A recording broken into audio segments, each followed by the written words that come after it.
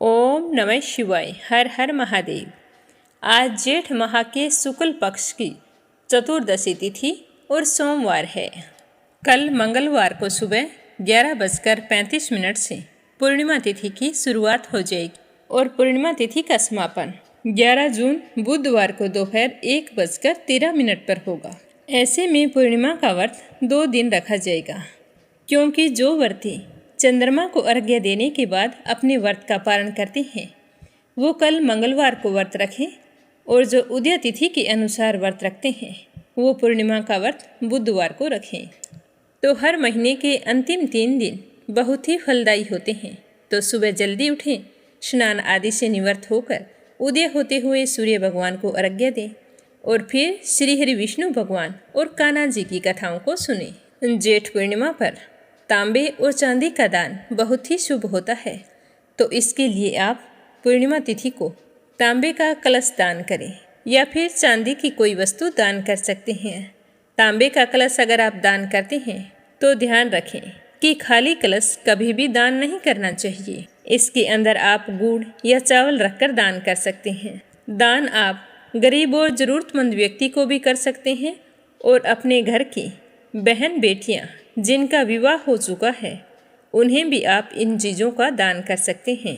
पर ध्यान रखें कि जिस किसी को भी आप दान दें वो दान लेकर खुश होना चाहिए। जो व्यक्ति प्रसन्न होकर दान को स्वीकार करता है तो हमारे घर में धन धान्य की कोई कमी नहीं रहती।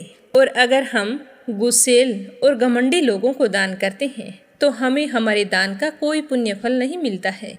तांबे का दान करने से हमें कई तरह के शुभ फल प्राप्त होते हैं, क्योंकि तांबा सूर्य ग्रह से संबंधित होता है और इसके दान करने से सूर्य देव की कृपा प्राप्त होती है, जो नौकरी, व्यापार और धन संबंधी मामलों में सफलता दिलाती है। इसके अलावा तांबे का दान करने से कर्ज से मुक्ति मिलती है, मुकदमे में जीत हासिल होती है, और जिनके घर में हर समय लड़ाई झगड़े होते रहते हैं उन्हें ग्रह क्लेश से छुटकारा मिलता है। और चांदी का दान करने से भाग्य में सकारात्मक बदलाव आते हैं और अच्छे अवसर प्राप्त होते हैं, क्योंकि चांदी का संबंध चंद्रमा से होने के कारण चांदी का दान करने से मन शांत और स्थिर रहता है और दिमाग तेज होता है, बुद्धि का विकास होता है और घर में आर्थिक स्थिति में सुधार होता है। धन संबंधी समस्याओं से मुक्ति मिलती है, पारिवारिक संबंध मधुर होते हैं और घर में सुख शांति बनी रहती है। अगर किसी जातक की कुंडली में चंद्रमा कमजोर है तो चांदी का दान करने से चंद्रमा मजबूत होता है, जिससे मन शांत रहता है और मानसिक तनाव कम हो जाता है। आप सभी के मंगल जीवन की कामना करते हुए सुनते हैं आज की कथा। बोलो गणेश जी महाराज की जय हो। एक बार एक नगर में एक मालिन रहती थी। बीमारी के चलते उसके पति की मौत हो चुकी थी। उसके एक 4 साल का बेटा था। वह उसी के सहारे अपना जीवन यापन करती थी। उसकी सास बहुत ही कठोर हृदय वाली थी। हमेशा अपनी बहू को ताने मारती, कहती, कलंकनी, निर्भाग कहीं की मेरे बेटे को खा गई। वो चाहे कितना भी काम करे, अपनी सासू माँ की सेवा करे, पर उसकी सास के मुख से कभी भी उसके लिए एक प्यार का शब्द भी नहीं निकला। उसे दुखी देखकर उसकी सास को कभी भी दुख नहीं होता। वो कभी नहीं सोचती कि इस उम्र में पति को गंवाने के बाद बेचारी कितनी दुखी रहा करती होगी। इन सब बातों को नज़रअंदाज करते हुए वह हर समय अपनी बहू के साथ लड़ाई करती थी, जितनी हो सके तकलीफ देती थी। फिर भी उसकी बहू सामने बोलकर कुछ नहीं कहती, तो इतने से भी उसकी सास का मन नहीं भरा। एक दिन उसने अपने गुस्से के चलते अपने पोते और बहू को घर से निकाल दिया। दोनों माँ बेटे रोते रोते घर से चल पड़े। चलते चलते एक जंगल में पहुँच गए। वहाँ जाकर एक बड़े से पेड़ के नीचे बैठ गए। वहाँ से थोड़ी ही दूरी पर एक गणेश जी का मंदिर था। वहाँ पर बहुत सारे लोग गणेश जी के दर्शन करने आते, वहाँ प्रसाद चढ़ाते और फिर वहाँ मौजूद लोगों को बांट देते। तो वो माँ बेटे दोनों गणेश जी के मंदिर में गए।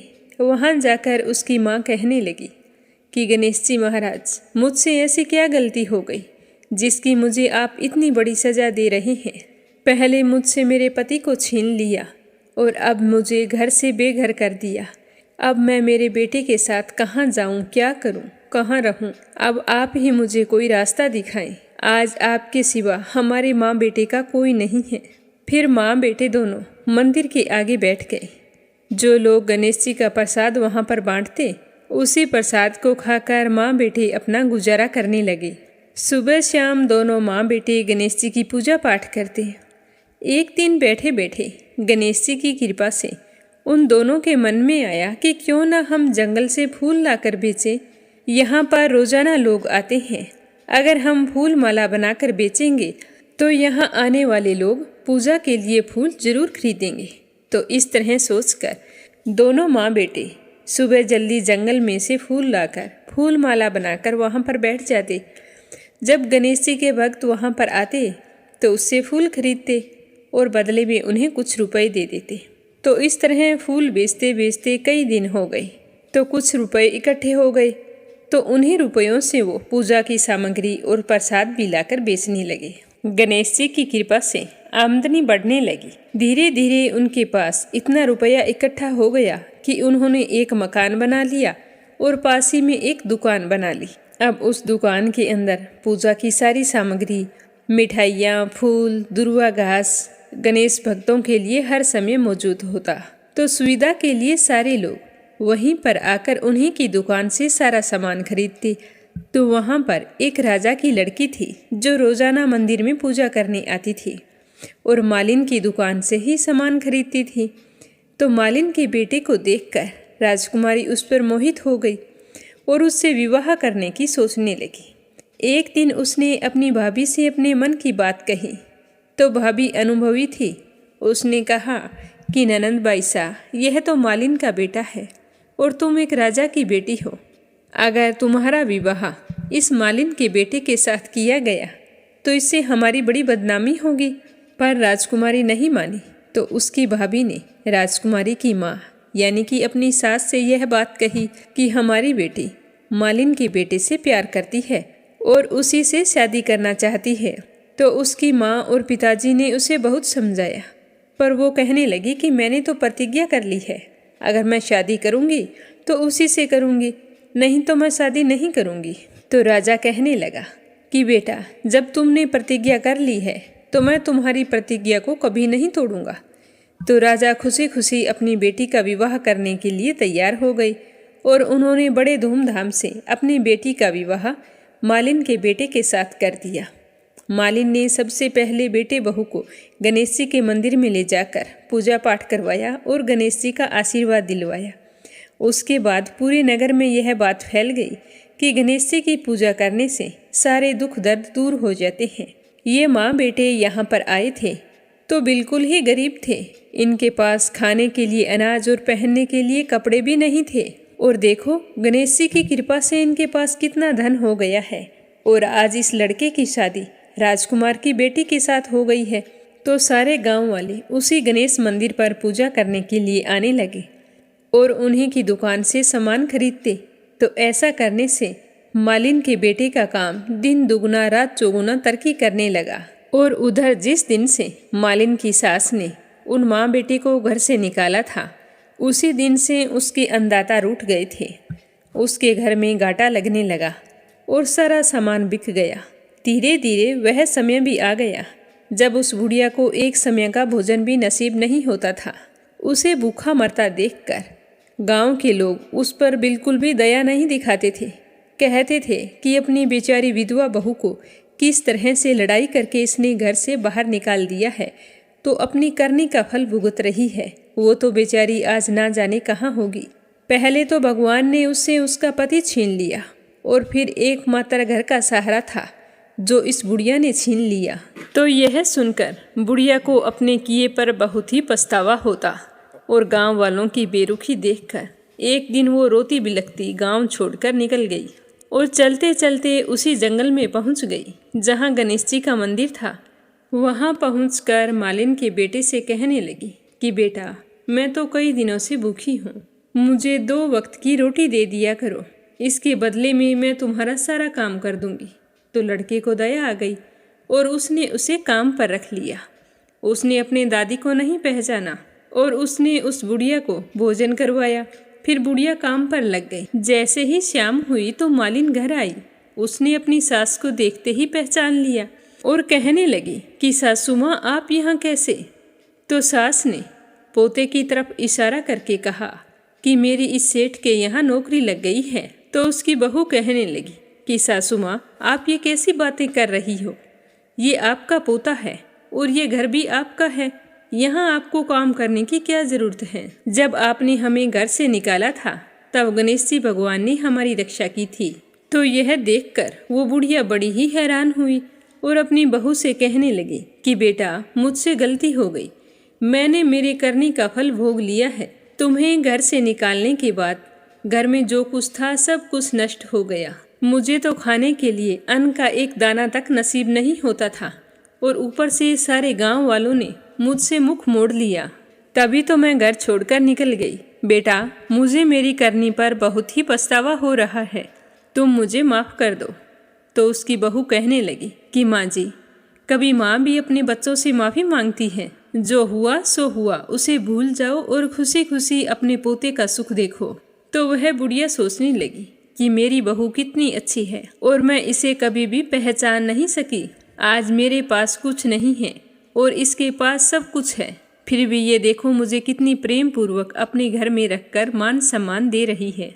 ऐसा सोचते हुए उस बुढ़िया की आंखों से खुशी के आंसू चल पड़े। हे गणेश जी महाराज, जैसा सुख आपने मालिन को दिया वैसा सुख सबको देना। जो आपकी इस कथा को पूरे श्रद्धा भाव से सुने उसकी सारी मनोकामनाएं पूर्ण करना। बोलो गणेश जी भगवान की जय हो। अब अपने सुनते हैं भगवान भोले शंकर की कथा। बोलो शिव गौरी की जय हो। प्रजापति महर्षि कश्यप की कई पत्नियां थीं। उनमें से एक का नाम था दनु। दनु की संतान दानव कहलाई। उसी दनु के बड़े पुत्र का नाम था दंभ। दंभ बहुत ही सदाचारी और धार्मिक प्रवृत्ति का था। अन्य दानवों की भांति उसमें ना तो ईर्ष्या थी और ना ही वह देवताओं से द्वेष रखता था। वह तो विष्णु जी का भगत था और उन्हीं की आराधना किया करता था। लेकिन उसे एक ही चिंता सताती थी कि उन्हें पुत्र की प्राप्ति कैसे होगी, क्योंकि उनके कोई संतान नहीं थी। तो आचार्य शुक्र ने उसे श्री कृष्ण मंत्र की दीक्षा दे दी। तो दंभ ने दीक्षा पाकर पुष्कर में महान अनुष्ठान किया। वह अनुष्ठान सफल हुआ और उसके अनुष्ठान से प्रसन्न होकर भगवान विष्णु प्रकट होकर कहने लगे कि हे वत्स, मैं तुम्हारे अनुष्ठान से बहुत ही प्रसन्न हूँ, मांगो क्या वरदान मांगते हो। तो दंभ कहने लगा कि हे भगवान, अगर आप मेरी तपस्या से प्रसन्न हैं तो मुझे ऐसा पुत्र दें जो आपका भक्त हो और त्रिलोक विजयी हो, देवता भी उससे युद्ध में जीत ना सकें। तो भगवान विष्णु ने तथास्तु कहा और अंतर्ध्यान हो गए। दंभ भी बहुत ही प्रसन्न हुआ और अपने घर लौट आया। गोलोक में श्री राधा ने श्री कृष्ण पार्षद श्री दामा को असुर होने का श्राप दिया था। तो श्राप के प्रभाव से वही दंभ की पत्नी के गर्भ में आ गया और कुछ समय बाद उसका जन्म हुआ। तो पुत्र के जन्म होने पर दंभ बहुत ही खुश हुआ। उसने अपने पुत्र का नाम शंखचूड़ रखा। जब वह कुछ बड़ा हुआ तो दंभ ने उसे मुनि जेगी विषयों की देखरेख में छोड़ दिया। मुनियों ने उसे शिक्षा दीक्षा दी। अपनी कुमार अवस्था में ही शंखचूड़ पुष्कर में पहुंच गया। उस महान धार्मिक तपस्थली में ध्यान मगन रहकर हजारों वर्षों तक पितामह ब्रह्मा जी की तपस्या करता रहा। तो उसकी घोर तपस्या से प्रसन्न होकर पितामह प्रकट हुए और कहने लगे कि वत्स, मैं तुम्हारी तपस्या से बहुत ही प्रसन्न हूँ, मांगो क्या वरदान मांगते हो। तो शंखचूड़ हाथ जोड़कर प्रणाम करके कहने लगा कि पितामह, आप मुझे ऐसा वरदान दीजिए कि मुझे देवता भी पराजित ना कर सके। तो पितामह ने उसके कहे अनुसार वरदान दे दिया और श्री कृष्ण कवच प्रदान करते हुए उसे आदेश दिया कि हे शंखचूड़, तुम बद्री का आश्रम चले जाओ, वहाँ तुम्हारे भाग्य का सितारा उदय होने की प्रतीक्षा कर रहा है। तो पितामह की आज्ञा मानकर शंखचूड़ बद्री का आश्रम पहुंच गया।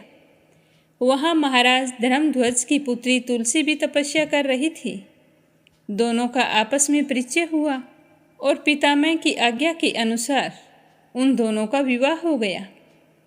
अब शंखचूड़ अपनी पत्नी को लेकर पुनः दैत्यपुरी लौट आया। शुक्राचार्य ने उसे दानवों का अधिपति बना दिया। सिंहासन पर बैठते ही उसने अपने साम्राज्य बढ़ाने के लिए देवलोक पर चढ़ाई शुरू कर दी।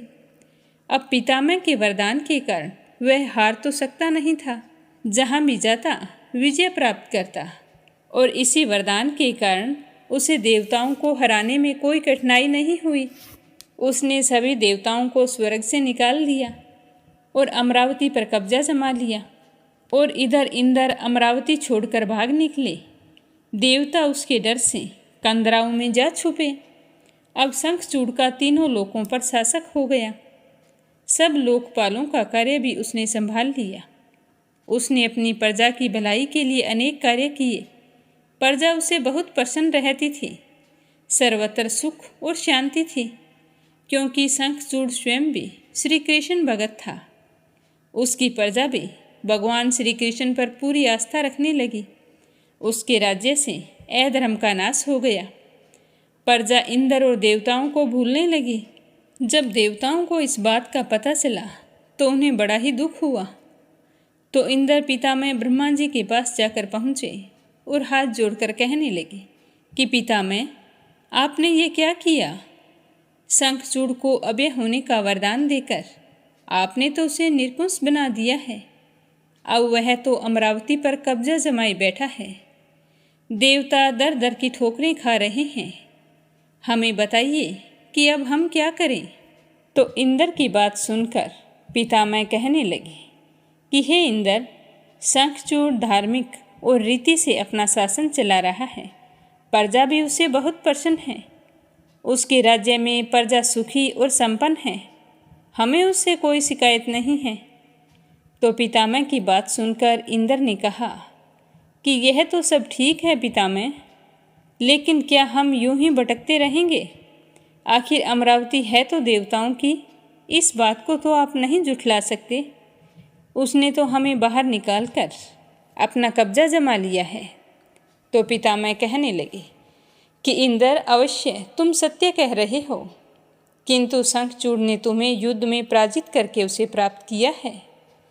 उसने तुम्हारी प्रजा को कभी कोई कष्ट नहीं पहुंचाया है। उसने तो सिर्फ ही सिंहासनों का ही फेरबदल किया है। तो इंद्र कहने लगे कि हे पितामह, हम आपकी संतानें हैं। क्या आप ये चाहेंगे कि आपकी संतान यूं ही दर दर भटकती रहे? आप कोई तो उपाय कीजिए। तो पितामह कहने लगे कि मैं इसमें कुछ नहीं कर सकता हूँ। तुम भगवान विष्णु के पास जाओ, शायद वो आपको कोई उपाय बताएं। तो वहाँ से निराश होकर इंद्र भगवान श्री हरि विष्णु के पास जा पहुँचे और उनकी स्तुति करके कहने लगे कि हे भगवान, देवता इस समय भारी संकट में हैं और पितामह ने तो अपनी असमर्थता जाहिर कर दी है और कहा है कि मैं आपके पास आऊँ। हे प्रभु, आप ही कुछ कीजिए, अन्यथा संपूर्ण देव जाति नष्ट हो जाएगी। तो श्री हरि विष्णु भगवान इंद्र की बात सुनकर कहने लगे कि पितामह का कहना ठीक है। मैं अकारण शंखचूड़ के संबंधों में हस्तक्षेप नहीं करना चाहता हूँ। उसकी सारी प्रजा कृष्ण भक्त है और कृष्ण मेरा ही प्रतिरूप है। मैं अपने भक्त पर कष्ट होते हुए नहीं देख सकता, लेकिन निराश होने की कोई आवश्यकता नहीं है। तुम भगवान शिव के पास जाओ और उन्हीं से कोई उपाय पूछो। वे अवश्य ही तुम्हारे कष्टों का निवारण करेंगे। तो भगवान श्री हरि विष्णु जी की बात सुनकर इंद्र तो निराश हो गए और बैकुंठ से निकलकर भगवान शिव जी के पास कैलाश पर्वत पर गए और भगवान शिव की स्तुति करके अपने वहाँ आने का कारण बताया। तो भगवान शिव ने इंद्र की सारी बातें ध्यान से सुनी और उसे आश्वासन दिया कि धैर्य रखो इंद्र, तुम्हारा सिंहासन तुम्हें अवश्य प्राप्त होगा। मैं गंधर्वराज चित्ररथ को अभी दूत बनाकर शंखचूड़ के पास भेजता हूँ। तो शिवजी की बात सुनकर इंद्र को कुछ राहत महसूस हुई। फिर शिवजी ने गंधर्वराज चित्ररथ को बुलाया और कहा कि तुम शंखचूड़ की राजधानी जाओ। तो चित्ररथ शिवजी की आज्ञा पाकर शंखचूड़ की राजधानी जा पहुंचा। उस समय शंखचूड़ अपने सिंहासन पर विराजमान था। चित्ररथ ने उसका अभिवादन करने के पश्चात अपने आने का कारण बताया और कहा कि हे दैत्यराज, मैं गंधर्वराज चित्ररथ हूँ और भगवान शिव का एक संदेश लेकर तुम्हारे पास आया हूँ। तो यह सुनकर शंखचूड़ के चेहरे पर आश्चर्य झलक आया। शिव के दूत को सामने पाकर वह सिंहासन से उठ खड़ा हुआ और कहने लगा कि मेरा बड़ा सौभाग्य है जो शिवजी ने मुझे कुछ लायक समझा। आप जल्दी से संदेश बताइए कि भगवान रुद्र ने क्या संदेश भेजा है। तो गंधर्वराज कहने लगा कि दैत्यराज, भगवान शिव का संदेश है कि तुम देवताओं का राज्य उन्हें वापस लौटा दो और उनका अधिकार उन्हें दे दो।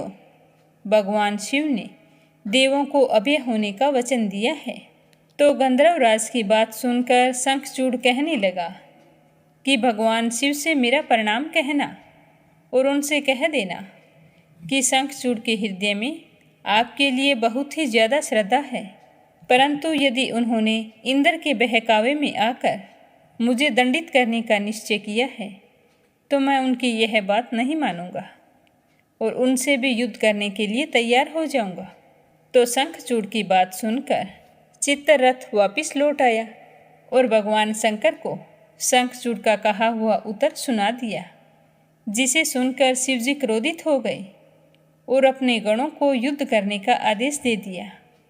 उधर शंखचूड़ ने अपने पुत्र का अभिषेक करके उसे दानव अधिपति बना दिया और अपनी पत्नी से कहने लगा कि मैंने युद्ध स्वीकार कर लिया है। हे देवी, ईश्वर करे कि युद्ध में हमारी विजय हो। अब मुझे अनुमति दो, मेरी सेनाएं युद्ध के लिए तैयार खड़ी है।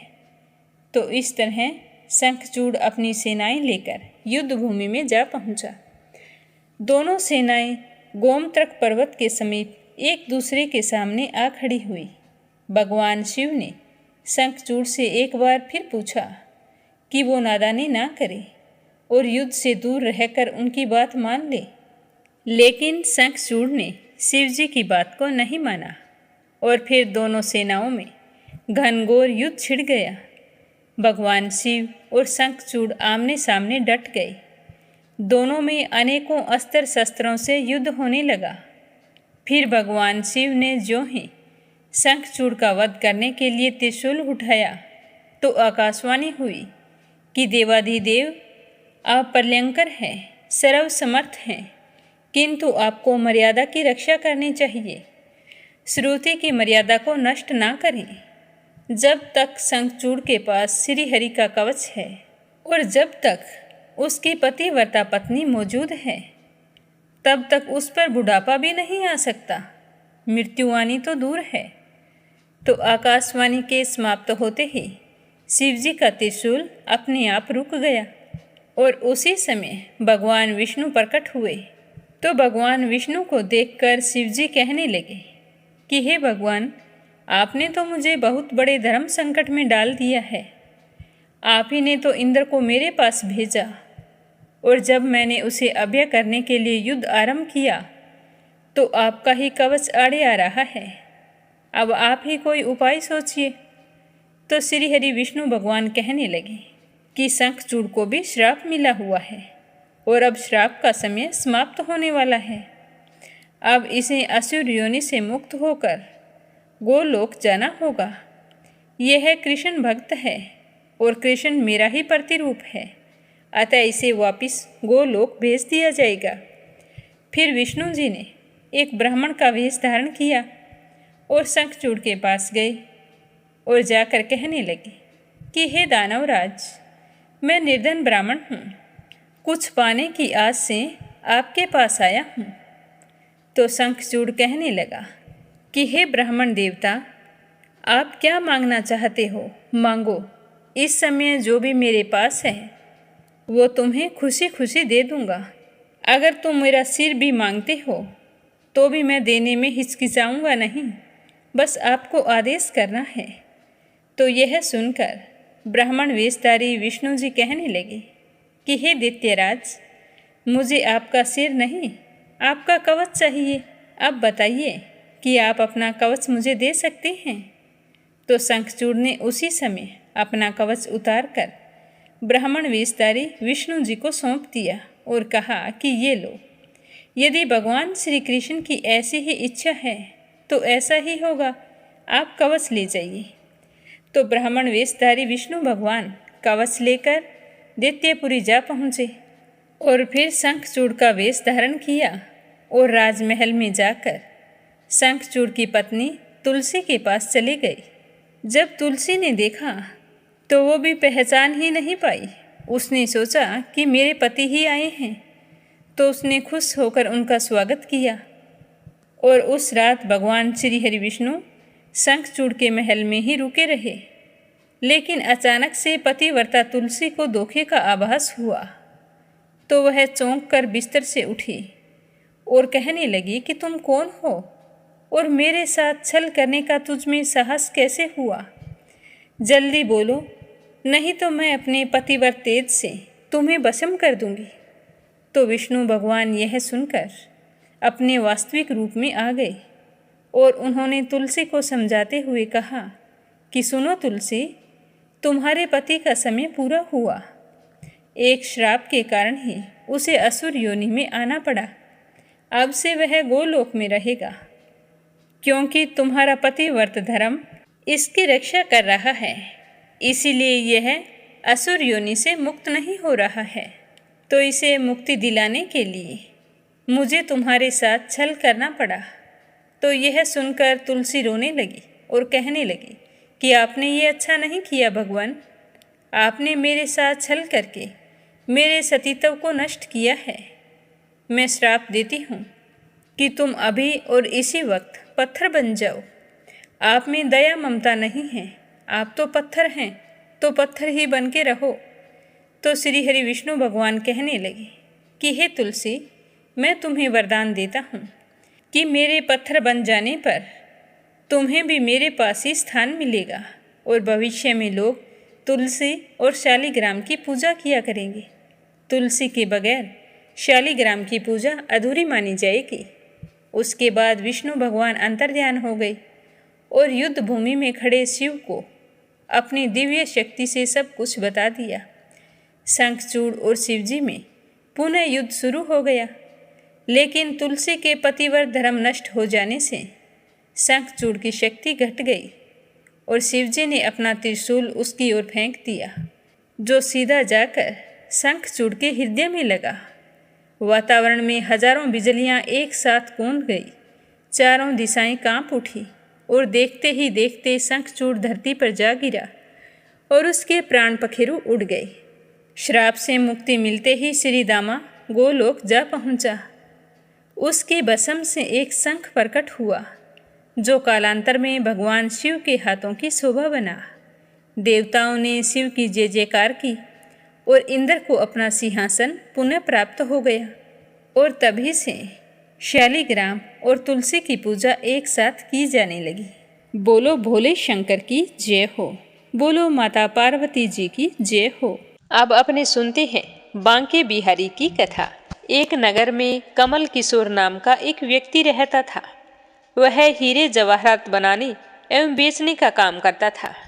उसकी दुकान से बने हुए गहने दूर दूर तक मशहूर थे।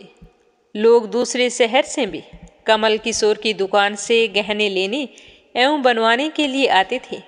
चाहे हाथों के कंगन हो, चाहे गले का हार हो, कानों के कुंडल हो, उसमें हीरे एवं सोने की बहुत ही सुंदर मीनाकारी होती थी। इतने सुंदर गहने बनाता कि देखने वाले हैरान रह जाते। इतना बड़ा कारोबार होने के बाद भी कमल किशोर जी बहुत ही शांत एवं सरल स्वभाव के व्यक्ति थे। उन्हें धन का घमंड बिल्कुल भी नहीं था। एक दिन उसका कोई मित्र उसकी दुकान पर आया, जो अपनी पत्नी के साथ वृंदावन गया हुआ था।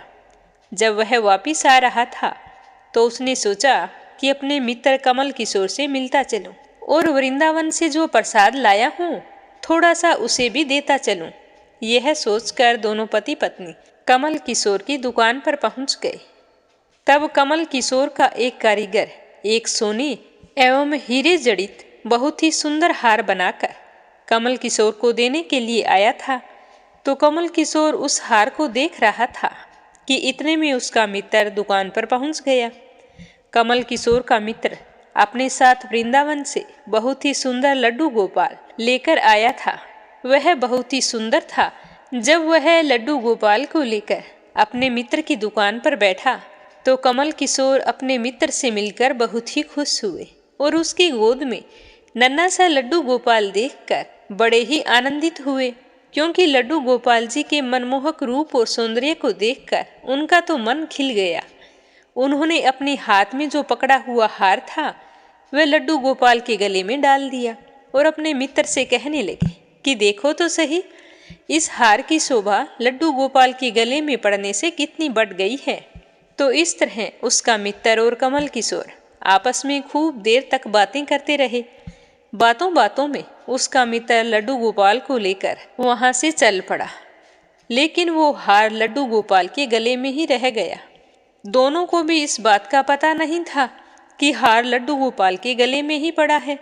तो इस तरह कमल किशोर का मित्र अपनी पत्नी के साथ एक टैक्सी में सवार होकर अपने घर के लिए रवाना हो गए। जब वो टैक्सी से उतरे तो भूलवश लड्डू गोपाल को टैक्सी से उतारना भूल गए। वो तो टैक्सी में ही रह गए।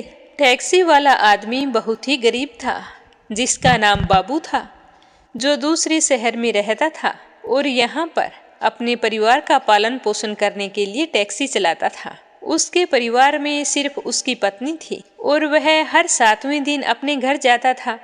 आज उसे अपने घर वापस जाना था, जो कि दूसरे शहर में था।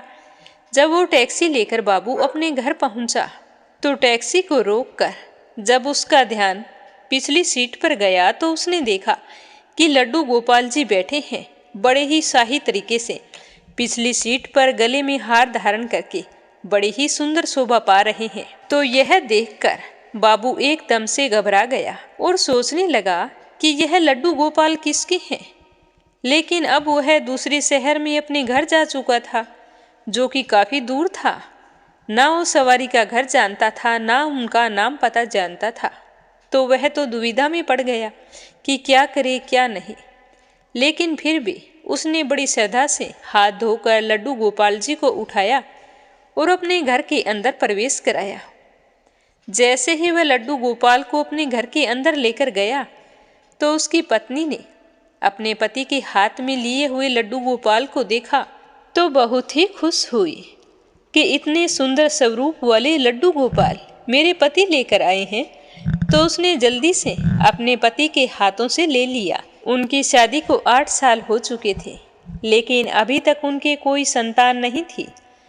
तो उसको गोद में लेते ही उसे ऐसे लगा कि जैसे मैंने मेरे बच्चे को ही गोद में ले लिया है। उनकी ममता जाग उठी और आंखों से झरझर करके आंसू बहने लगे। तो बाबू की पत्नी मालती ने गोपाल जी को कसकर अपने सीने से लगा लिया और आंसू बहाते हुए बोली कि स्वामी, तुम नहीं जानते हो कि आज तुम मेरे लिए कितना अनमोल रतन लेकर आए हो। तो बाबू कुछ नहीं समझ पा रहे थे कि मेरी पत्नी को अचानक से क्या हो गया है, लेकिन उनकी पत्नी तो जैसे बावली हो गई थी। वह गोपाल जी को जल्दी जल्दी अंदर ले गई और उससे बातें करने लगी। कहने लगी कि अरे लल्ला, इतनी दूर से आए हो, तुम्हें भूख लग गई होगी।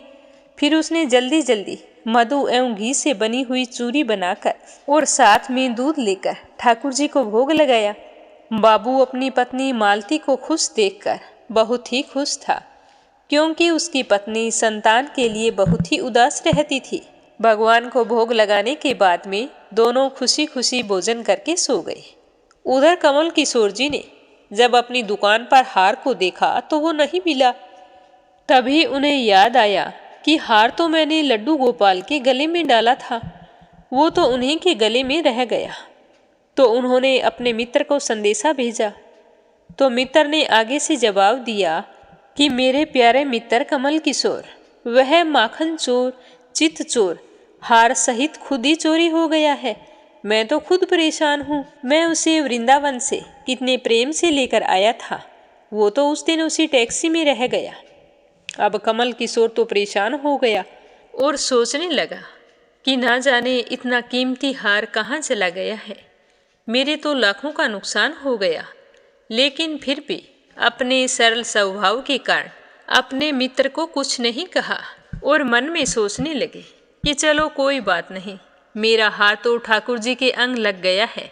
अगर मेरी भावना सच्ची है तो ठाकुर जी उसको पहने रखें। उधर बाबू एवं उसकी पत्नी मालती दिन रात ठाकुर जी की सेवा करते, उसे अपने बेटे के समान ही मानते थे। तो उन पर लड्डू गोपाल की कृपा हुई। मालती के घर एक बहुत ही सुंदर बेटी ने जन्म लिया। तो वो दोनों पति पत्नी बहुत ही खुश हुए और कहने लगे कि यह तो सब लड्डू गोपाल का चमत्कार है। अब हमारे यहाँ एक बेटा और एक बेटी है। अब तो हमारा परिवार पूरा हो गया है। मालती लड्डू गोपाल जी को इतना स्नेह करती थी कि रात में उठ उठ कर देखती थी कि लड्डू गोपाल जी को कोई कष्ट तो नहीं है। उसके खाने पीने से लेकर सोने तक खूब ध्यान रखती थी। रात में उन्हें चादर उड़ाती कि कहीं सर्दी न लग जाए, गर्मी में पंखा झालती।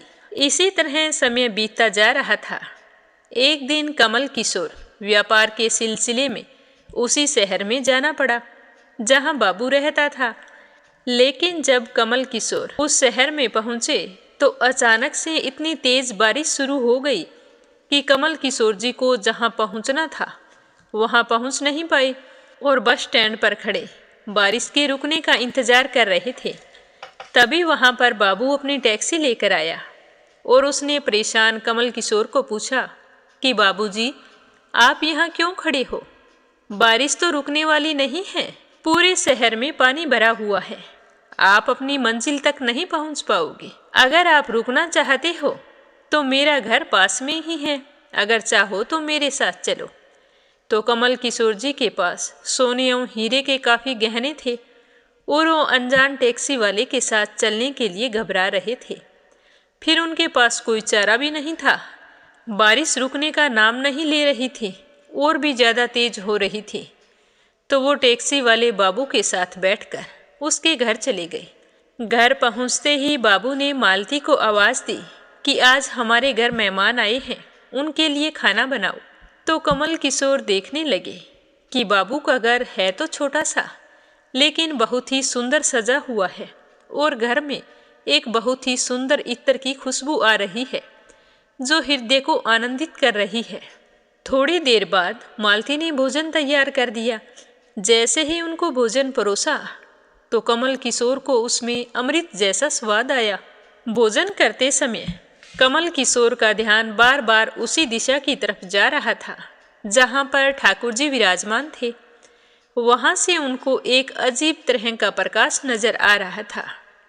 तो हार कर कमल किशोर ने बाबू से पूछा कि अगर आपको कोई ऐतराज ना हो तो मैं आपसे एक बात पूछ सकता हूँ? तो बाबू ने कहा कि बाबूजी जरूर पूछिए, आप क्या पूछना चाहते हैं? तो कमल किशोर कहने लगे कि आपकी उस दिशा में क्या रखा है? मेरा ध्यान बार बार उसी की तरफ आकर्षित हो रहा है। तो बाबू एवं मालती ने एक दूसरे की तरफ मुस्कुराते हुए कहा कि वहाँ पर तो हमारे घर के सबसे अहम सदस्य लड्डू गोपाल जी विराजमान हैं। तो कमल किशोर कहने लगे, आपकी आज्ञा हो तो मैं भी उनके दर्शन करना चाहता हूँ। तो मालती उनको उस कोने में ले गई जहाँ लड्डू गोपाल जी विराजमान थे। कमल किशोर जी लड्डू गोपाल जी को और उनके गले में पड़े हार को देखकर एकदम से हैरान हो गए और कहने लगे कि ये तो वही लड्डू गोपाल है और ये हार भी वही है जो मैंने अपने मित्र के लड्डू गोपाल जी के गले में डाला था। तो कमल किशोर जी ने बड़ी नम्रता से पूछा कि आप इस लड्डू गोपाल को कहाँ से लेकर आए हो? तो बाबू जिसके मन में कोई छल कपट नहीं था, उसने झट से कमल किशोर जी को सारी बात बता दी कि कैसे उसको सौभाग्य से लड्डू गोपाल जी मिले और उनके हमारे घर आने से हमारा दुर्भाग्य कैसे सौभाग्य में बदल गया। तो कमल किशोर जी कहने लगे कि क्या तुम जानते हो कि जो हार लड्डू गोपाल के गले में है उसकी कीमत क्या है? तो बाबू और मालती ने बड़ी विनम्रता से हाथ जोड़कर कहा कि कोई चीज़ हमारे लड्डू गोपाल जी के अंग लग गई, हम उसका मूल्य नहीं जानना चाहते। हमारे लाला के सामने किसी भी चीज़ का कोई मूल्य नहीं है। तो कमल किशोर एकदम से चुप हो गए और उन्होंने मन ही मन सोचा कि चलो अच्छा हुआ, मेरा हार ठाकुर जी ने अपने अंग लगाया हुआ है।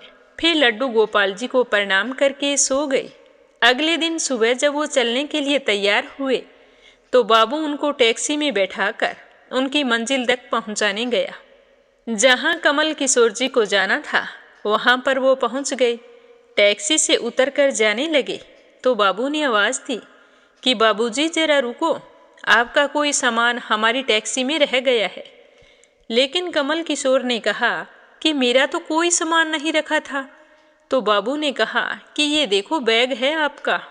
तो कमल किशोर ने उस बैग को खोलकर देखा तो उसमें बहुत सारे पैसे थे।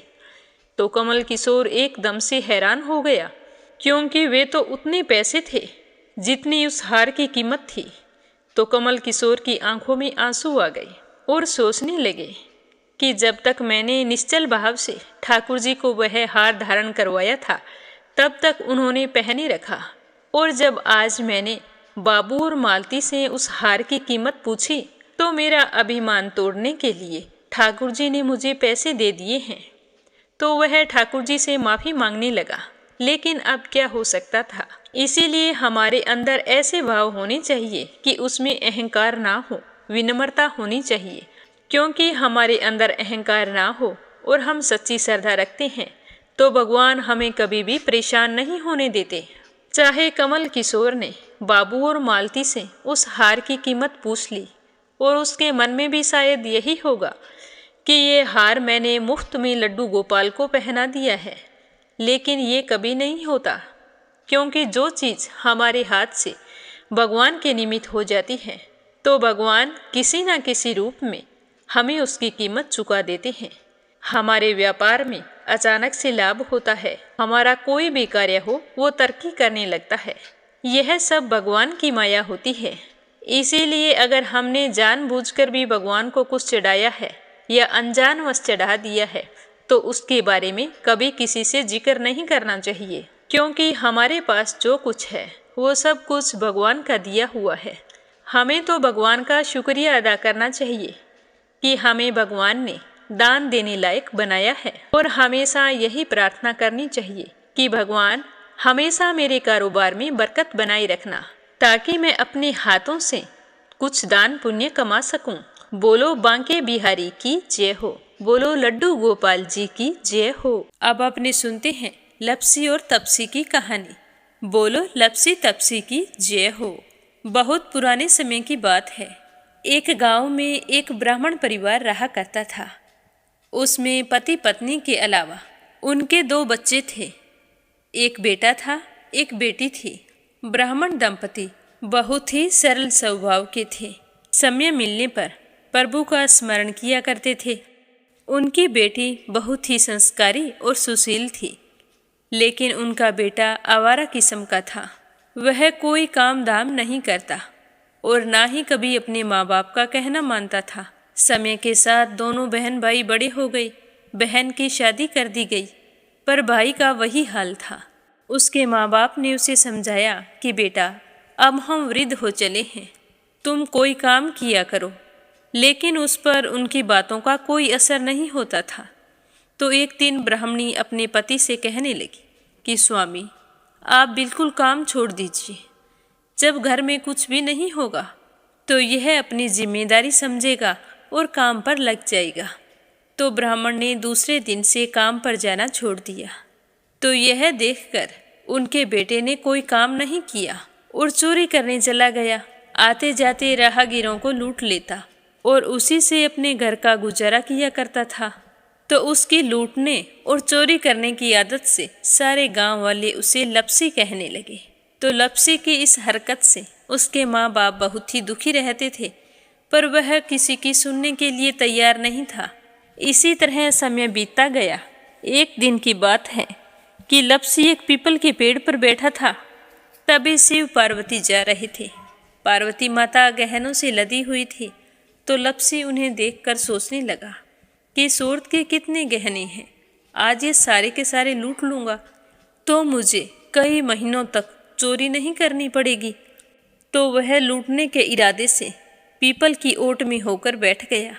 जैसे ही शिव पार्वती वहाँ से जाने लगे तो लपसी एकदम से शिव पार्वती के सामने आकर कहने लगा कि जल्दी से जितने सारे गहने पहन रखे हैं उतार दो। तो पार्वती माता कहने लगी कि तुम चोरी क्यों करती हो, तुम्हें पता है चोरी करना पाप है।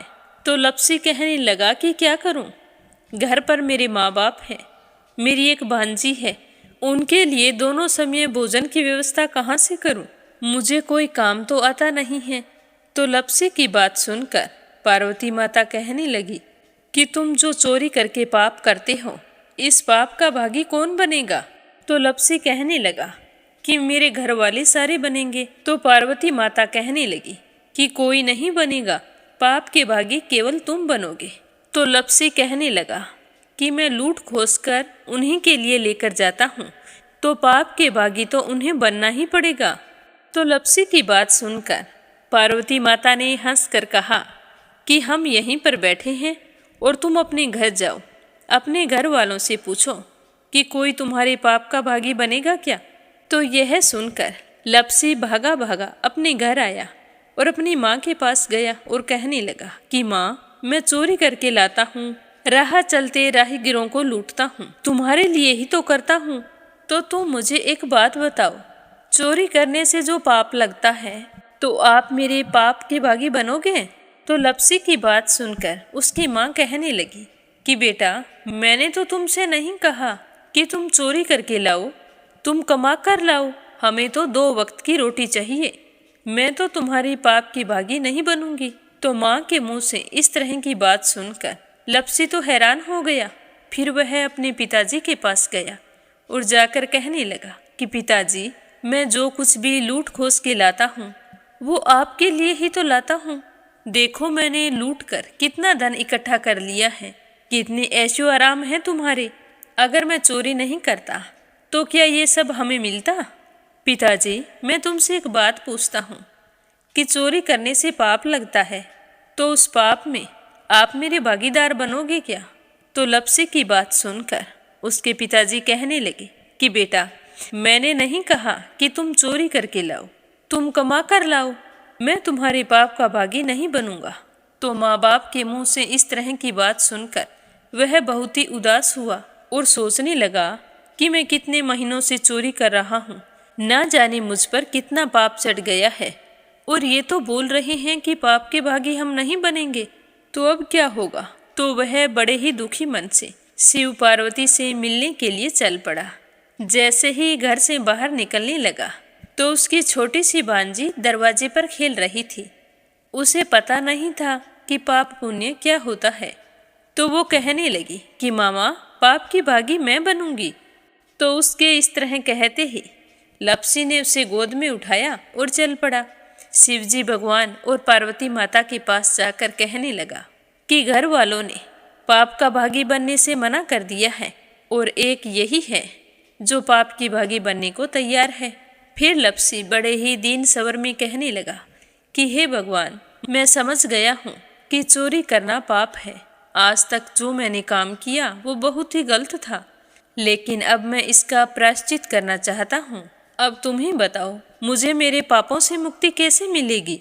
तो उसकी बात सुनकर शिव पार्वती बहुत ही खुश हुए और लपसी को कच्चे सूत का एक छोटा सा गोला देते हुए कहा कि लपसी, ये सूत लो और इस पीपल के चारों ओर परिक्रमा लगाओ। जब यह सूत समाप्त हो जाएगा तब तुम्हारे सारे पाप नष्ट हो जाएंगे। तो यह सुनकर लपसी बहुत ही खुश हुआ। सोचने लगा कि छोटा सा गोला है, अभी लपेट कर घर चला जाऊंगा, उसके बाद में कभी कोई पाप नहीं करूंगा। फिर उसने अपनी बांजी को कंधे पर बैठाया और पीपल की परिक्रमा लगानी शुरू कर दी। अब भगवान का वह सूत खत्म कहाँ होने वाला था। लपसी चक्कर लगाता गया पर वह सूत खत्म नहीं हुआ। चक्कर लगाते लगाते 1 महीने, 6 महीने, साल, पूरे 12 साल बीत गए पर वह सूत खत्म नहीं हुआ। 12 साल बाद एक बार फिर शिव पार्वती जी वहाँ से गुजर रहे थे तो पार्वती माता ने कहा कि स्वामी चलो लपसी को चलकर देखते हैं। तो शिवजी कहने लगे, वो चोरी करने वाला लूटने वाला कब का चला गया होगा।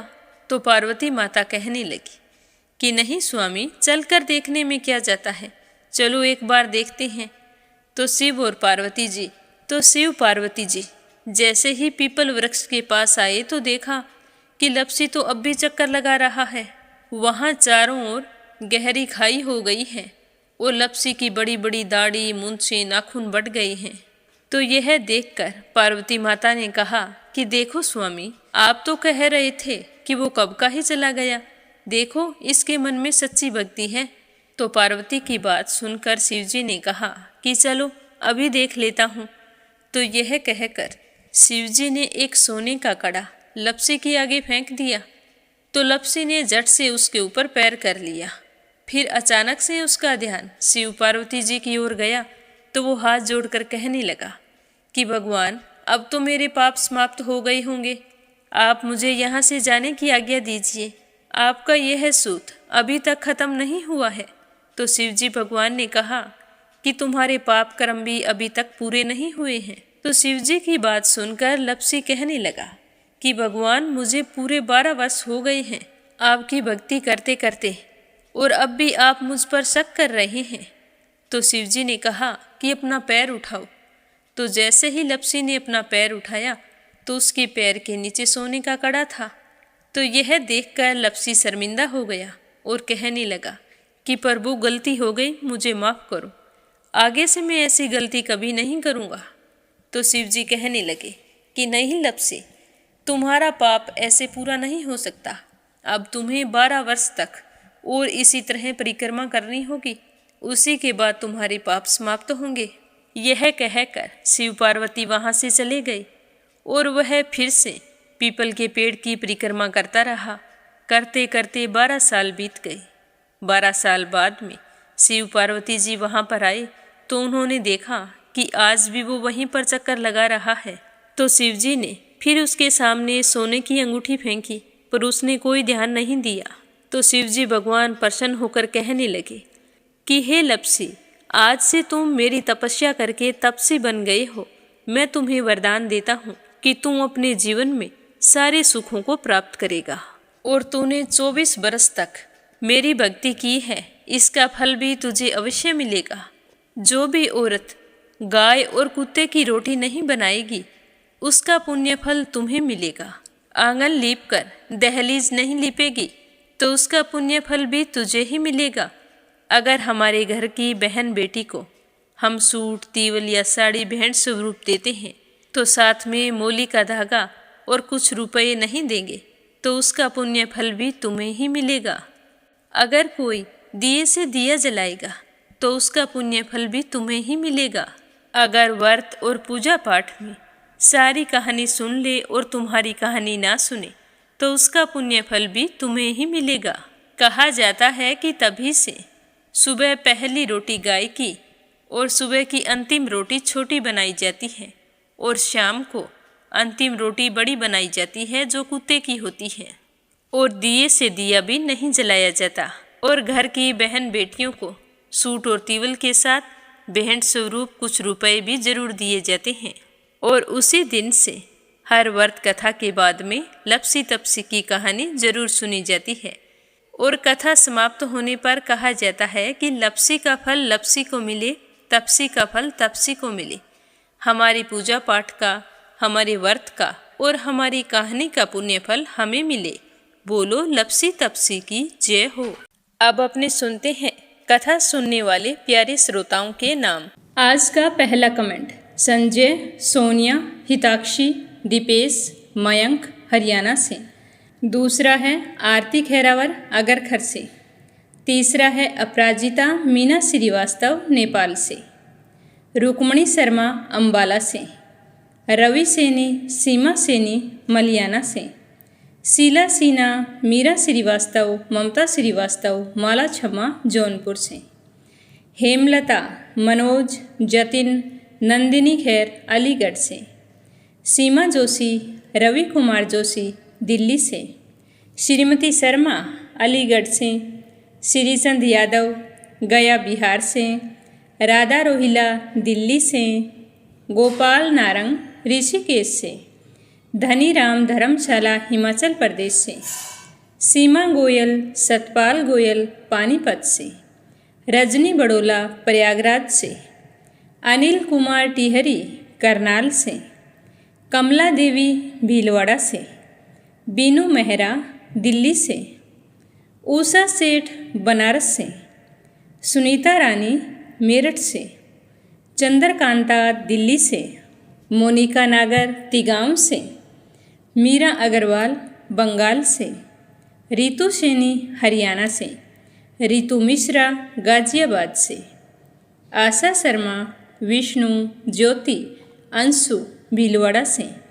रेखा धर्मेंद्र शर्मा जयपुर से, अशोक कुमार जी भटनागर भोपाल मध्य प्रदेश से, संजू सैनी सुनीता सैनी सेखाड़ा से, बीना कनिका देविका वाशने अलीगढ़ से, तारा मिश्रा राम नरेश मिश्रा शुभम मिश्रा रितेश मिश्रा गोपालगंज से, सुनीता गोयल उत्तराखंड से, नीमा मठपाल रामनगर से, सुदेश नागपाल करनाल से, शिवानी रोस्तोगी हरियाणा से, संजीव कंसल कविता कंसल हितेश कंसल आरुष कंसल रानी कंसल मुजफ्फरनगर से, UN तिवारी इंदिरा तिवारी लखनऊ से, अनिल सभरवाल दिल्ली से, रिद्धिमा परमिला सुरेश यादव धामतरी से, मंजू मेहता बारां से, कोमल निर्मल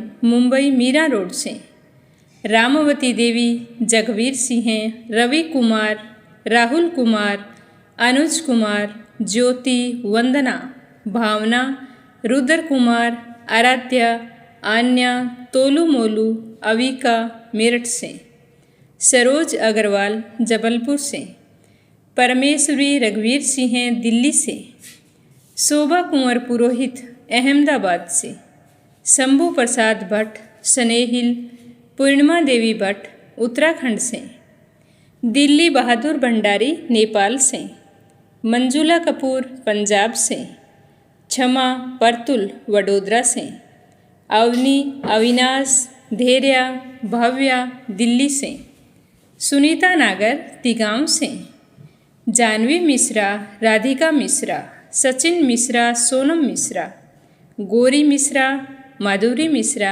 सीता मिश्रा बाराबंकी से, उषा शर्मा सोजत सिटी से, हेमा दवे भयंदर मुंबई से, बीना कालड़ा आगरा से, चमेली अलवर से, शांताबेन वाघेला गुजरात के मंडल से, श्रीमती यशोदा मांझी उड़ीसा से, मंजुला कपूर पंजाब से, कमलेश भल्ला जम्मू से, श्रीमती कमलेश जबलपुर से, सुयश शर्मा मीनाक्षी शर्मा शिव कुमार शर्मा बादाम देवी शर्मा जयपुर से, निर्मला पांचाल करनाल से, सावित्री ईश्वरलाल रामचंदानी गाजियाबाद से, शशि वर्मा अंजलि वर्मा करण वर्मा पंजाब से, स्मिता सीताराम गायकवाड़ महाराष्ट्र से, शकुंतला पंगल भिवानी से, देवी सिंह कार्तिक पायल सौम्या उमा रघुवंशी गजबा सोदा से, पुष्पा पटेल हिमांशु ब्रिजेश दिशु यानिक पटेल लंदन से, पूजा पाठक उत्तराखंड देहरादून कोशानी से, निर्मला सिसोदिया दिल्ली से, कमलेश लाल रुड़की से। आपके प्यारे प्यारे कमेंट्स और श्रद्धा भक्ति देखकर हमें बहुत ही खुशी होती है। हमेशा इसी तरह इस चैनल के साथ अपना प्यार और सहयोग बनाए रखना। भगवान श्री हरि आपकी सारी मनोकामनाएं पूर्ण करे। आप सभी की मंगल कामना के साथ ओम नमः शिवाय। हर हर महादेव।